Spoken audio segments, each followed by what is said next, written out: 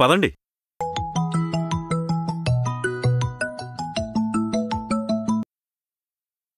Hello Sita, ఏం చేస్తున్నావు? ఏమండి, ఈరోజు మన శశి వంట చేసింది. ఇప్పుడే తినబోతున్నాను. తిన్నాక మీకు కూడా లంచ్ తీసుకొస్తాను. సీత, వద్దు, తినకు. అదేంటండి అంత టెన్షన్గా ఉన్నారేంటి? అదేం లే సీత, నేను వెంటనే బయలుదేరి వస్తున్నాను. నువ్వు తినద్దు. నేను వచ్చాక ఇద్దరం కలిసి తిందాం, సరేనా? ఓహ్, అందుకా? అయితే సరే, మీరు త్వరగా రండి.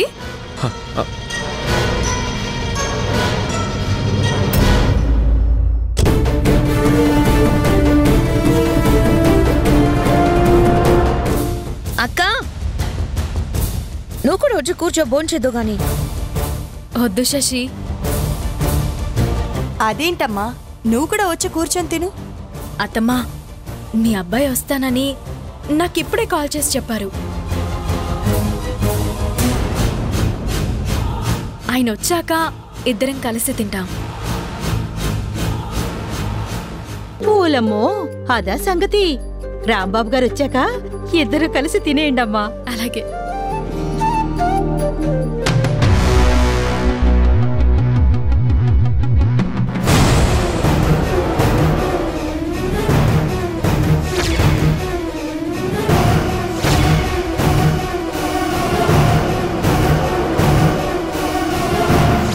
నీ ప్రియమైన భార్యమణి సీత తినే అన్నం ప్లేట్లో విషం.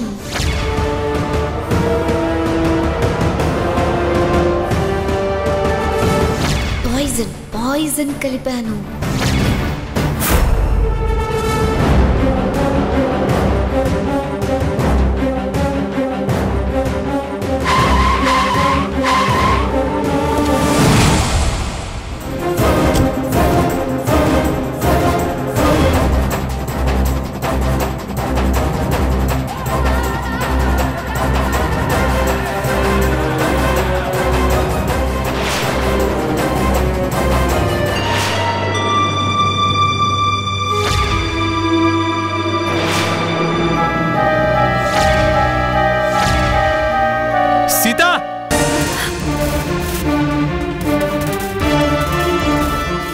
ఏమండి, ఏమైంది?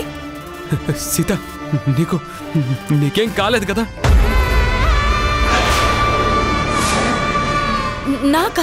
నాకేమైందండి? నువ్వు అలా కదలకుండా బెడ్ మీద పడుకునేసరికి నాకు ఎంత టెన్షన్గా అనిపించిందో తెలుసా? భలేవారండి. ఫోన్ చేసి మీరు నన్ను తినద్దు, నేను కూడా వస్తాను అని చెప్పారు కదా. మీకోసమే ఎదురు చూస్తూ నీరసంతో అలా కళ్ళు మూతలు పడ్డాయి, అంతేనండి. Thank God. అబ్బా, మీరు మరీ సెన్సిటివ్ అవుతున్నారండి. ఈ మాత్రం దానికి కంగారు పడిపోతారా? సీత, నీకు ఎలా చెప్పను? నీకేదైనా జరిగితే నేను తట్టుకోలేను. అయ్యో, ఈ శ్రీరాముడు ఉండగా ఈ సీతకేమవుతుందండి? సరేనా, మీరు ఫ్రెష్ అయ్యండి, కలిసి భోంచేద్దాం.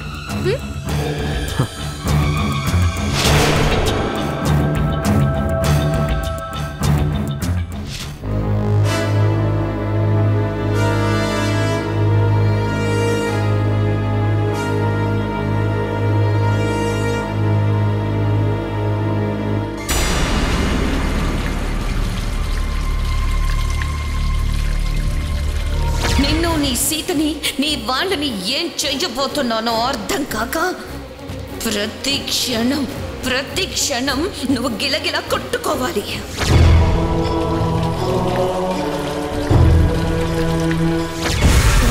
పాయిజన్ కలిపాను.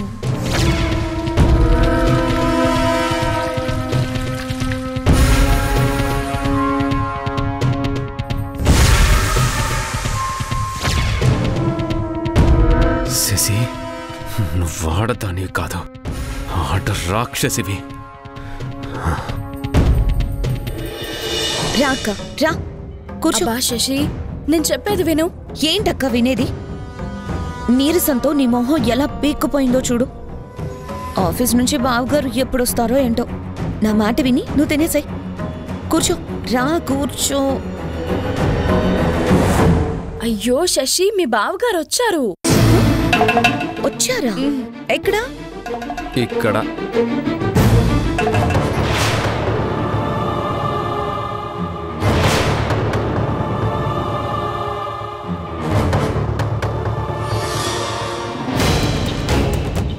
చూసారా అండి, శశికి నేనంటే ఎంత శ్రద్ధో.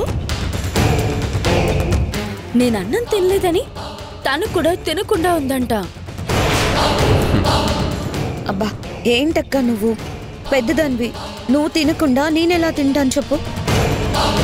విన్నారా అండి, శశి నిజంగా నా బంగారు తల్లి. తోడుబుట్టకపోయినా ఆ దేవుడి దయ వల్ల తోడి కోడళ్ళం అయ్యాం కదక్క. ఉండక్క, ఇప్పుడు నా చేత్తో నీకు ముద్దలు తినిపిస్తాను.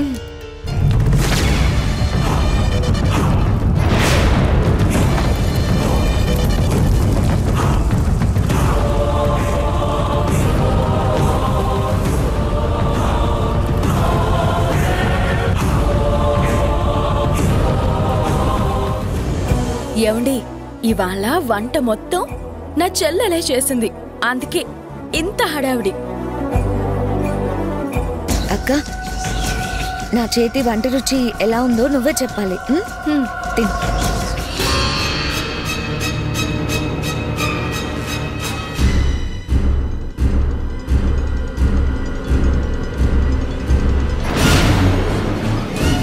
సీత ఆగు. తినద్దు.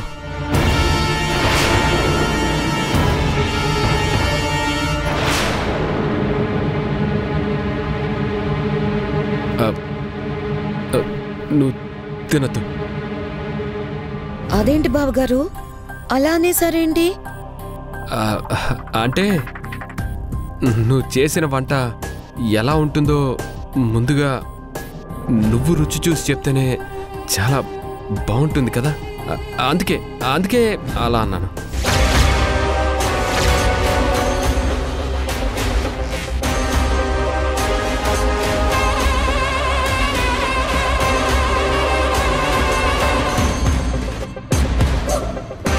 మీ బావగారి మాట విన్నావు కదా, ముందు నువ్వే తిని చెప్పు.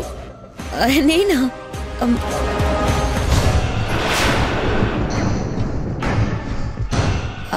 అక్క, నీకోసం తీసుకొచ్చింది నేనెలా తింటాను? పర్వాలేదు, తిను తిను. బావగారు తప్పదా? తప్పదు మరదలు గారు.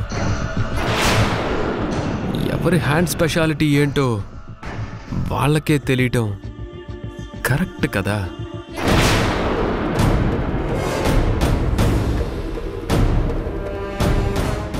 తిను చెల్లి.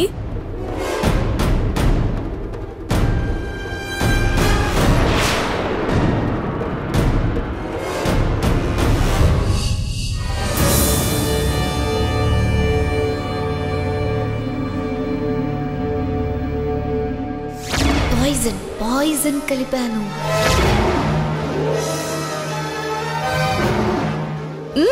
తిను చెల్లి.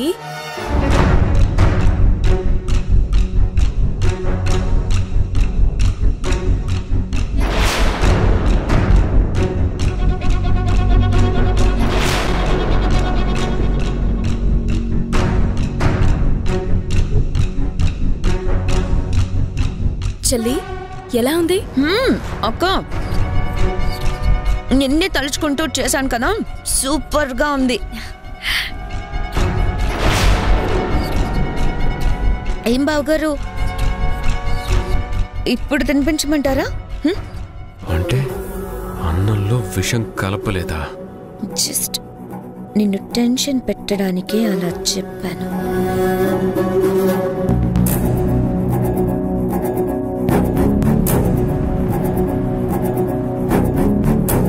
అక్క, ఇప్పుడు తిను.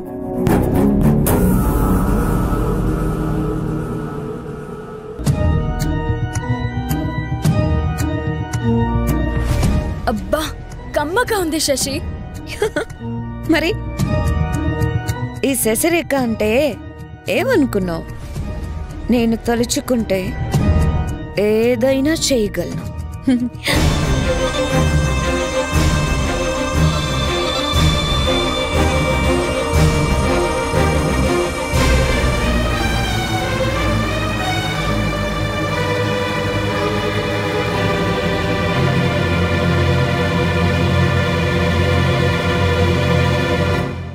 ప్రాణగండమున్నది మీ పెద్ద కోడలికి. ఏంటిది? చీమకు కూడా హాని తలపెట్టని సీతకి ప్రాణగండమా? ఊరి బాగు కోసం తల వంచుకుని తాళి కట్టించుకున్న ఆ అమాయకురాలి జీవితం ఇప్పుడు అపాయంలో పడబోతుందా? గుళ్ళో కలిసిన స్వామీజీ ఎంతో మహిమ కలవాడు, దేవి ఉపాసకుడు. అంత నిష్ఠాగరిష్ఠుడు చెప్పాడంటే నమ్మకుండా ఎలా ఉండాలి?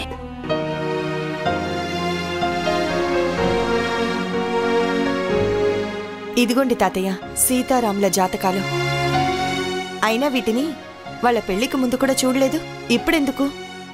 గుళ్ళో స్వామీజీ చెప్పింది విన్నావు కదమ్మా. ఈ ఆపదలు, అపాయాలు ఇలాంటివన్నీ జాతకంలో ఏమన్నా దోషాలుంటేనే ఏర్పడతాయి. తాతయ్య, మీరు చెప్పింది నిజమే. ఆ మాట విన్నప్పటి నుంచి నాకు కూడా భయంగానే ఉంది. జ్యోతిశాస్త్రం బాగా తెలిసిన మన సిద్ధాంతి గారు ఉన్నారు కదా, రాము సీతల జాతకాలు ఆయనకు చూపిద్దాం. ఏమంటారో చూద్దాం. అలాగే తాతయ్య. జన్మ నక్షత్ర దోషాల్ని బట్టి మనిషి జీవితంలో ఉపద్రవాలు సంభవిస్తాయంటారు. అవునమ్మా, వాళ్ళ జన్మకుండలను పరిశీలించి సిద్ధాంతి గారు అసలు సీతకి ప్రాణగండం ఎవరి వల్ల, ఎందువల్ల జరగబోతుందని చెప్పేదాకా నా మనసు కుదుటపడేలా లేదు. ఇంతకీ సీత ఎక్కడుందమ్మా?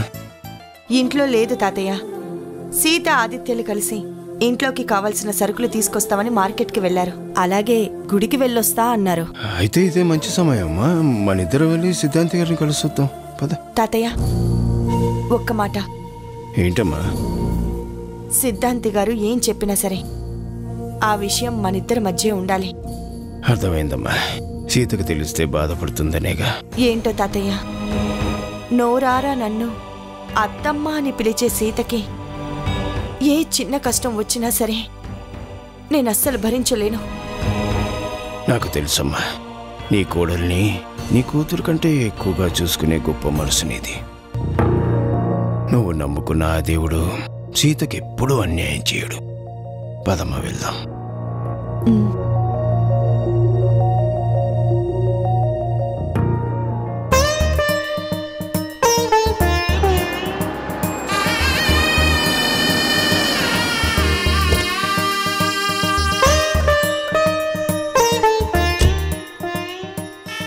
పద.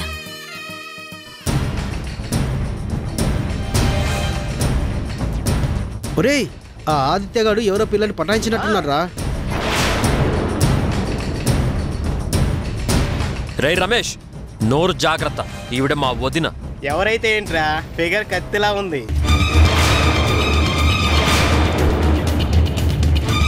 రాయ్, ఏం కూర్చోరా నిన్ను? ఈ ఆదిత్యగాడు చాలా రోజుల తర్వాత దొరికాడురా. కుమ్మేంట్రా. రండ్రా రండ్రా, చూసుకుందాం. రండి. రారా రారా రారా. ఆదిత్య, ఆగు, నా మాట విను. వదిన, నువ్వు ఆగు, నువ్వు అడ్డు తప్పుకో. ఈ రోజు వీళ్ళందరూ అంతు తేలుస్తాను. ఏంట్రా, దాని ముందు ఫోజు కొడుతున్నావా? రే, తప్పుగా మాట్లాడావంటే నాలుక చీరేస్తాను. అంత మగాడి వారా నువ్వు? రారా చూసుకుందా. వాళ్ళ నువ్వో మేమో తేలుకోవాల్సిందే. ఆదిత్య, అడుగు ముందుకేసావంటే జాగ్రత్త. చూడండి బాబు, మా ఆదిత్య జైలుకెళ్ళి వచ్చినప్పటి నుంచి చాలా మారిపోయాడు. కావాలని మీరందరూ తనని రెచ్చగొడుతున్నారు. రెచ్చగొడితే ఏం చేస్తాడు? అంత పోటుగాడా?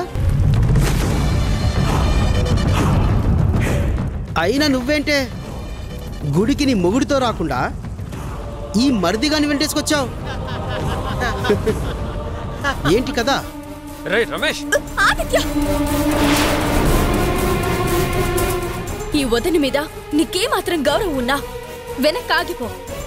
అది కాదు వదినా, వీళ్ళు ఆదిత్య, రోడ్డు మీద కుక్కలు మొరుగుతూనే ఉంటాయి, పట్టించుకోవాల్సిన అవసరమే లేదు. పద. రాయ్, ఎంతో చూస్తా. రా ఆదిత్య. పోరా పో. బచ్చగాడన్నా. రాయ్, రా ఆదిత్య. వదిన.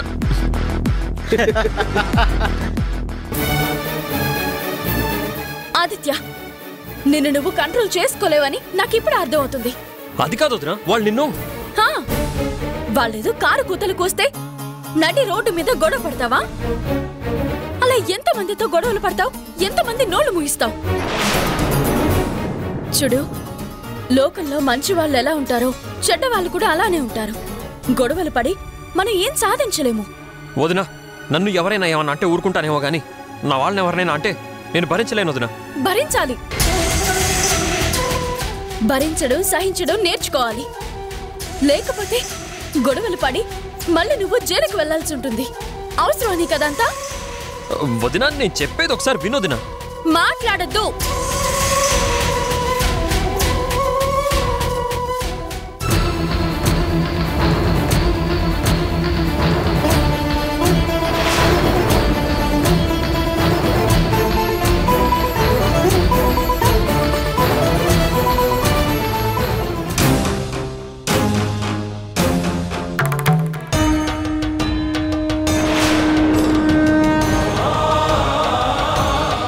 ఆదిత్య, నీ వదనిగా ఇది నేను నీకు వేస్తున్న రక్షణ రేఖ. ఇది నీ మెడలో ఉన్నంత వరకు నువ్వు ఎవరితోనూ గొడవలు పడ్డానికి వీల్లేదు. నా మాటని కాదంటే నేను చచ్చినంత ఒట్టే. వదిన, అంత మాట అనుకోదునా. నువ్వు మా శ్రీరామ్ అన్నయ్యకి భార్యవి, మా మంచి వదినవి. నేను నీ మరిదిని, లక్ష్మణుడు లాంటి వాడిని వదినా. నేను నీ మాటని ఎన్నటికీ జవదాటను. ఆ దేవుడి సాక్షిగా నీకు ప్రమాణం చేసి చెప్తున్నాను వదిన.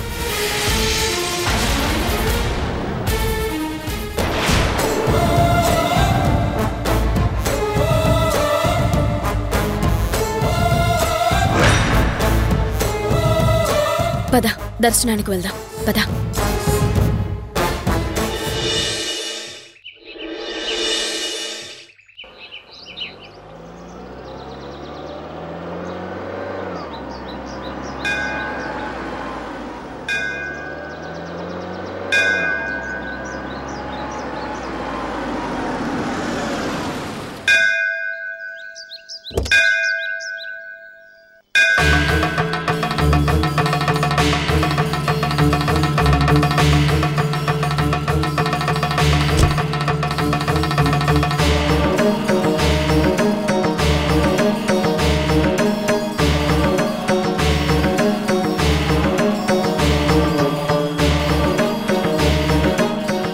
అమ్మారాణి, నేను చెప్పాను కదా, ప్రముఖ జ్యోతిష్ శాస్త్ర సిద్ధాంతి గౌరీనాథ శాస్త్రి గారి ఆశ్రమం ఇదే.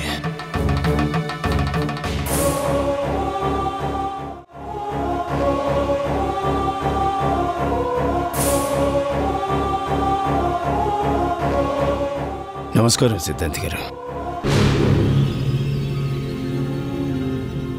శుభం భూయాత్. కూర్చోండి.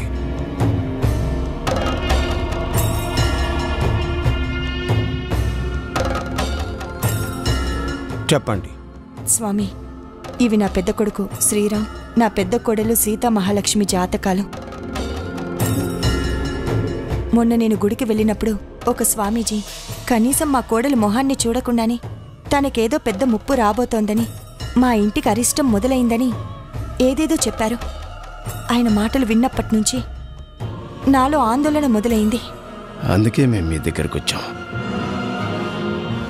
దయచేసి మీరు వాళ్ళ జాతకాలను పరిశీలించి అసలు పరిస్థితి ఏంటో, దానికి మేమేం చేయాలో చెప్పండి. తప్పకుండా చెప్తాను.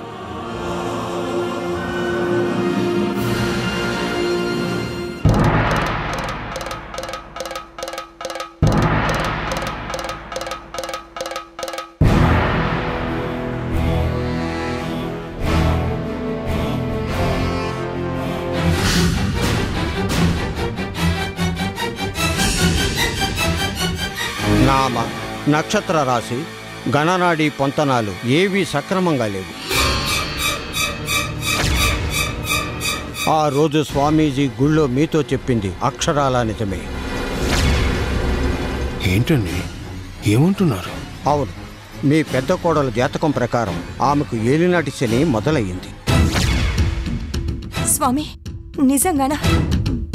అంటే మా సీతకి ఏం జరగబోతోంది? వ్యయస్థానంలో అత్యంత తీక్షణంగా ఉన్న శని ప్రభావం వల్ల అతి త్వరలో మీ కోడలు సీతకి ప్రాణగండం సంభవించబోతుంది.